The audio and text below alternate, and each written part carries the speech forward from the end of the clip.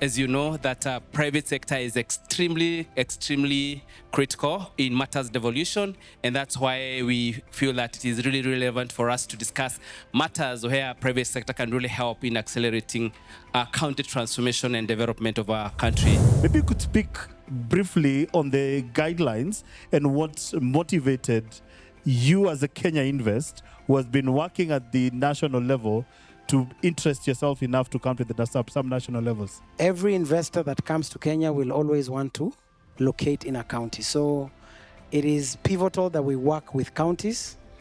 And the guide that we recently released is meant to just raise the bar in terms of the art of attracting capital, because projects that attract investors to come to Kenya and anywhere around the world follow some certain aspects. Has it been prepared appropriately? Does it address certain elements of risk, market demand, etc.? So that when you do an investment conference, you're not doing an event just to talk.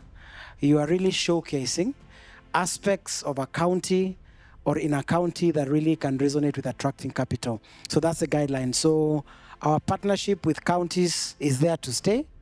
We, as a matter of fact, connect with Homa Bay, for example, through our Kisumu regional office. It is inevitable that we will work with counties for the foreseeable future as long as this country exists. So we are proud to be partners with counties, and we can only do more. What are some of the initiatives that you are undertaking to attract private sector investment in the county? The first thing, we established a committee of investment conference where I chair. And of course, in Kilifi, we already have existing business partners and investors. So one thing, it's really to sit them down, have a round table meeting with them, and bring them close to hear what is it that they're doing. Are there any challenges? But we are also establishing a Kilifi Investment Committee, of which and institutionalizing the Kilifi County Investment and Development Corporation. And we believe when we do that, it's going also to really help us in mainstreaming the investor engagement.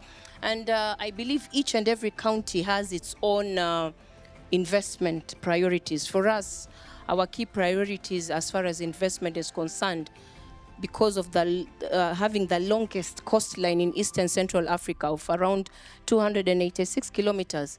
So blue economy is one of it. Renewable energy. We are looking at tourism. We're also looking at agro-processing, because we are a nut and fruit grower county with cashew, coconut, mangoes, pineapples. But actually the lessons that we really want to look at, so that for the 47 counties to ensure that they have a win-win on investment, we are looking at having clear investment pipelines, and also we are looking at fast-tracking approvals, and lastly we are building trust. And when you are building trust, and it should be consistent, so that you have round tables with those investors. That's an aftercare. What are we seeing, and what has worked and what's not worked? That's really what we've got to ask ourselves. If you look at over the last 12 years, I think initially all the counties were competing with each other, and they forgot they were part of one ecosystem called Team Kenya. And even to date, we are having, as private sector, some battle with some of them, that you brand your truck with your product made in Kisumu, and as soon as you cross into Kericho County, somebody stops you and says, I need to be paid for the branding, and you go to Nakuru County, the same thing happens. So multiplicity of this licensing, and that's where I think the counties were competing with that little revenue, and they really forgot the power of collaboration, the power of unity, the power of cooperation was far bigger than the little individual divides of competition that they had. I think we've got over that. Now we are believing, and we can see, even today the president said we're going to devolve 10 other functions into county governments, and we are seeing that there is some ownership right now, but ownership of belonging as one country. not 47 countries. And that's really been the big shift over the last 10 years. Maybe it was premature. Maybe we didn't understand the functionalities of counties, that you're just different players of the same team. How can they be able to help the counties better package and market by leveraging on already existing systems from Kenya Invest's point of view? Really, what we are doing is to work with them to really prioritize. And I like what the chair of KEPSA just said, that there is already a lot of information in counties for a lot of value chains. And as we think of moving from agribusiness, which is a farming side, to value addition, which is agro-processing, etc., we just need to prioritize and pick a few, and we can really be able to prepare world-class bankable investment options for projects in counties. The first thing they have to do is to focus on infrastructure. The MSME tracker survey, 74% of farms list the major issue they are stating that the non-financial support they need is infrastructure. When we talk about infrastructure, we talk about markets, we talk about roads, and we talk about all those networks. If you can do infrastructure, then the businesses will come. It will also enable these counties to the informal business to move to be formalized easily, as long as you have infrastructure. The second thing, which I think is an issue, is what is already in the room is about the pending bills. Can we try as counties to start addressing this issue? Can we formalize our payment system, procurement system, so that if it's an issue of capacity, I believe there's a system through which you can be able to train, so that we follow the PFM Act and public-private disposal are, because that will help the small businesses to thrive. You know, in any investment conference, when you get people coming together, that's where you learn from one another. As I had mentioned earlier, one also of the most important thing that we've really actually running with it in Kilifi is agro-processing. And you've mentioned about value addition.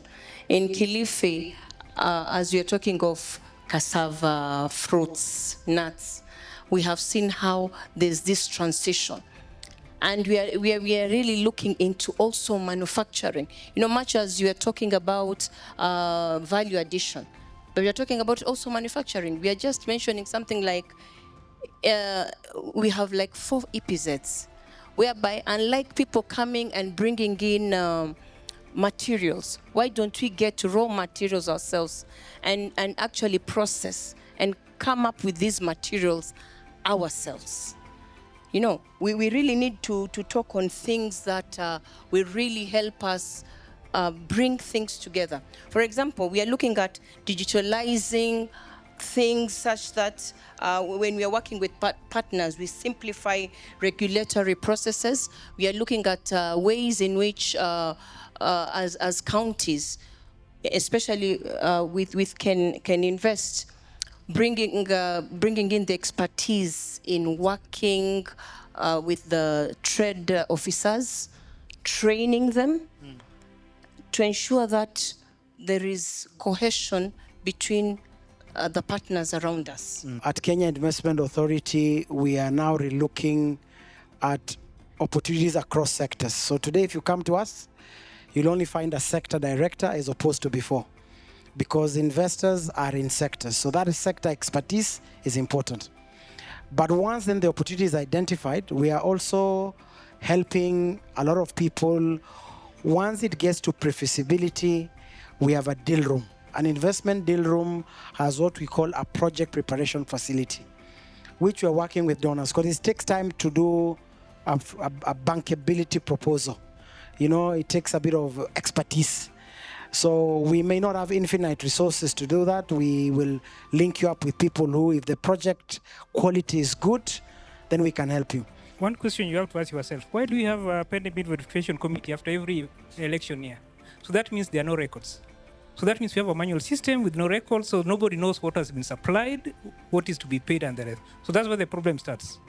But the laws are there. If you follow PFM and PPDA Act, it's very clear what should be happen. And that's why the director is talking about e-procurement. That would sort out this issue. But then what we need to do as counties is we need to know the projects that we need to support. It has been a historical problem because some of them were before devolution, but they have been accumulating. So that's where the problem is. So essentially means that the private sector is subsidizing government activities at the private sector cost, because that is like domestic financing of government activities. Thank you. I want to appreciate what the team from KN and the private sector are doing in terms of providing the various opportunities that are there. But as there is one question that I'm still asking myself: when are we going to bridge the gap between the opportunities that we have identified and now the needs of the investors? I'm thinking, and I have a proposal. I don't know, maybe it's something that Can Invest can take up, maybe the support of Can Invest. Can we also, on the other side, just try to identify the needs of the private sector? What is it that they want in terms of the opportunities that are there in the country? I know, for instance, in a county like Kakamega, when they were trying to build KEPSA, in that site itself, there are a lot of stones. And they were asking us, what can we do with these stones? Those are opportunities that are there. You can come up with a granite factory, and see if we can crash those stones and come up with something else. So I know there are many other opportunities in other counties, which maybe for us as the counties we don't see, but the private sector offers maybe has an opinion on a different front. So I'm thinking and asking whether there's a collaboration. Maybe the private sector can take lead and identify some of those opportunities where maybe the counties are not seen. From my brother from COG on the county roundtables, we have tried. We were in Laikipia last week. We're in Nakuru on Friday. It takes a lot of work, but we have been across a number of counties, and we'll really work on it. But the change, there's a bit of a challenge, and I want to link up on your question on knowing where the investments are and the project matchmaking and what the good lady from Kilifi has just asked. If you are to just draw a graph, just assume you write county number 1 to county number 47, and look at how investments are spread. And you can take a sector like manufacturing. You'll figure out that manufacturing is in just about 5 counties: Nairobi, Murang'a, Kiambu, Kajiado, Machakos. Then it dries out completely. So there is concentration. And I want to answer the question from Vihiga that one of the reasons this one value chain per county is important is, do we all have to, in a KEPSA, do the same thing? Does every KEPSA do a project in each? You find there is mango in Makueni, you find it in Machakos. It will be a bit not convenient. So there must be an aggregator model where you decide, you produce, maybe you aggregate, then you process. I'm just using that for hypothetical scenarios. But you know, when you come to the ground, mambo ni different kidogo, because everybody wants to do their part. If your volumes cannot be of commercial scale, then an investor will come and say it's a bit too small, then etc. So, but it doesn't mean you cannot find your niche. As Vihiga, for example, there must be that one thing that you can do, and then it can propel you to the future. What we need to do is to find a way of financing deficit at the county level. Let's not finance it through business. That's why they break in. Because if you don't pay bills because you've spent based on projected budgets, then that is basically private sector financing government entities. But then the one government agenda issue is important. So as a final word, I think counties need to build on the strength of other counties so that you focus on what you have an advantage on and what you cannot be able to produce, or areas where you don't have any comparative advantage, you rely on other counties. Because, for instance, when you talk about unemployment in Kenya, unemployment starts at the county level. When that SME closes the business, they lay off 2-3 people. So this aggregates into the entire country. Thank you.